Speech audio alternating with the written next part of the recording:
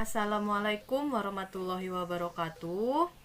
Kami mahasiswa Universitas Muhammadiyah Riau. Kami dari kelompok 10 yang terdiri dari Abdul Sidik dan saya sendiri Eka Pratamasari.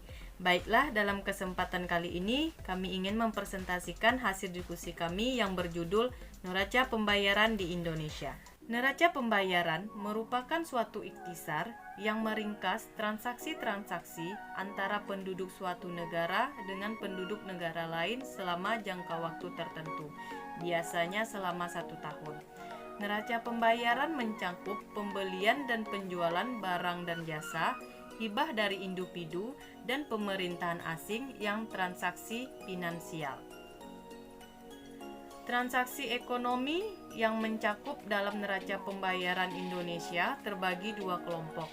Yang pertama, transaksi berjalan, yang terdiri dari ekspor dan impor, barang dan jasa, pendapatan dan transfer berjalan. Yang kedua, transaksi modal dan finansial, yang terdiri dari modal dan finansial. Komponen dalam neraca pembayaran. Neraca pembayaran memiliki beberapa komponen, yaitu transaksi berjalan dan transaksi modal. Yang pertama, transaksi berjalan. Pemakaian faktor-faktor produksi terdiri atas ongkos, pengangkutan, dan asuransi. Pembayaran bunga utang transaksi berjalan yang surplus menunjukkan bahwa pada neraca perdagangan, jumlah ekspor lebih besar daripada impor. Sebaliknya, jika neraca perdagangan defisit, berarti impor lebih besar daripada ekspor. Yang kedua, transaksi modal, yaitu sektor publik yang meliputi penerimaan, pinjaman, bantuan, pelunasan pinjaman. Sektor swasta yang terdiri penanaman modal langsung, investasi, portofolio. Selanjutnya, definisi neraca pembayaran atau balance of payment atau BOP. Neraca pembayaran merupakan ringkasan yang disusun sistematis untuk seluruh transaksi ekonomi dari suatu negara dengan negara lainnya selama periode tertentu, biasanya dalam kurun waktu 1 tahun. Kasus neraca pembayaran di Indonesia. Sebagai negara yang berkependuduk terbesar di dunia dengan tingkat kebutuhan yang sangat tinggi, Indonesia tidak terlepas dari kegiatan perekonomian internasional. Dengan potensi besar yang ada, menjadikan Indonesia sebagai negara dengan intensitas perdagangan yang mobil dan aktif. Berikut beberapa data yang berhubungan dengan kegiatan perekonomian di Indonesia dengan negara lain melalui penyajian data neraca pembayaran dan perdagangan. Baiklah, saya akan melanjutkan yaitu transaksi-transaksi dalam neraca pembayaran atau BOP. Transaksi pembayaran itu ada 2 poin. Yang pertama itu transaksi debit, yaitu transaksi yang menyebabkan mengalirnya arus uang devisa dari dalam negeri ke luar negeri. Transaksi ini disebut transaksi negatif, yaitu transaksi yang menyebabkan kekurangannya polusi cadangan devisa. Yang kedua, transaksi kredit adalah transaksi yang menyebabkan mengalirnya arus uang devisa dari luar negeri ke dalam negeri. Transaksi ini disebut juga transaksi positif, yaitu transaksi yang menyebabkan pertambahan posisi cadangan devisa negara.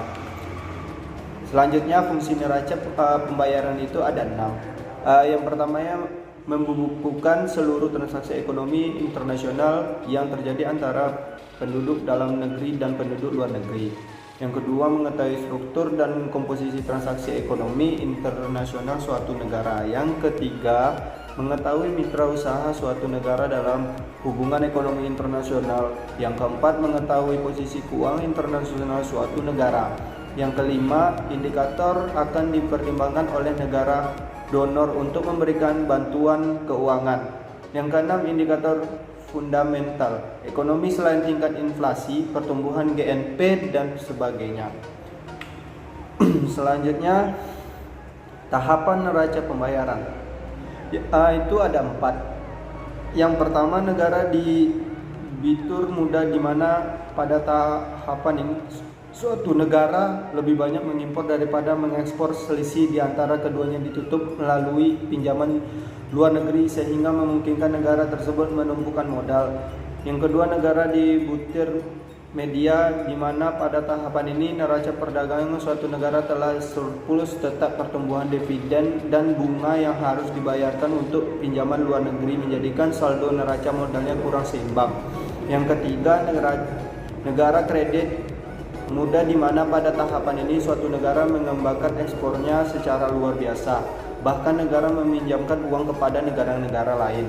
Yang keempat, negara kreditur media, di mana pada tahapan ini pendapatan modal dan investasi luar negeri memberikan surplus cukup besar terhadap pos yang dampak kemudian distabilkan dengan defisit neraca perdagangan. Kesimpulannya yaitu dari paparan di atas dapat disimpulkan bahwa neraca pembayaran merupakan suatu ikhtisar yang meringkas transaksi-transaksi antara penduduk suatu negara dengan negara lain selama jangka waktu tertentu yang mencangkup pembelian dan penjualan barang dan jasa. Sedangkan neraca perdagangan adalah istilah yang digunakan untuk menggambarkan perbedaan selisih antara ekspor dan impor. Dapat kita akan surplus apabila nilai ekspor lebih besar pada nilai impor, sedangkan sebaliknya jika nilai ekspor lebih rendah dari nilai impor, maka neraca perdagangan tersebut mengalami defisit.